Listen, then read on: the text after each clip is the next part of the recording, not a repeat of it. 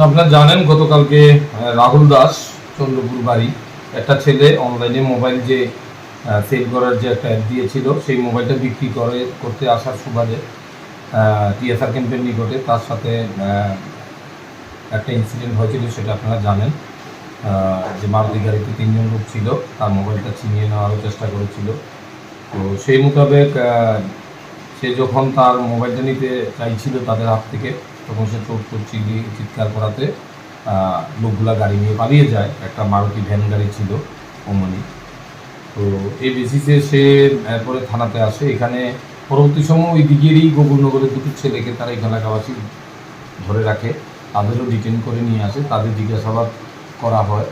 জিজ্ঞাসাবাদ করার পরে আমরা তাদের মধ্যে যে সাগর নামক একজন আছে, সে আমাদের গত 4 দিন আগে যে একটা কেস হয়েছিল হরিশনগর চা বাগানের এখানে একটা গাড়ি, স্করপিও গাড়ির সাথে একটা ওয়াগনার গাড়ি ড্যাশিংকে নিয়ে, ওই কেসে সে ইনভলভমেন্ট আছে। সে তার স্টেটমেন্ট ইন্টারভিউশনে এসছে, তাকে আমরা সাগর নমকে আমরা ওই কেসে অ্যারেস্ট করি।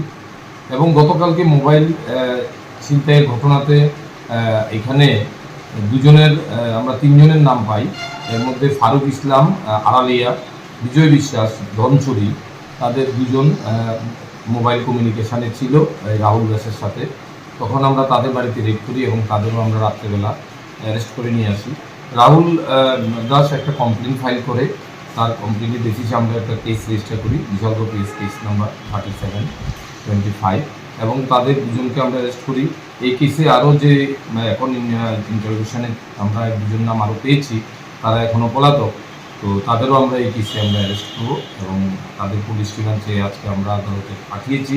এবং সাগর নমো, যাকে আমরা গতদিনের কেসে যে স্করপিও ড্রাইভারের সাথে ইনসিডেন্ট হয়েছিল, তাকেও আমরা পুলিশ রিমান্ড চেয়ে আদালতে পাঠিয়েছি।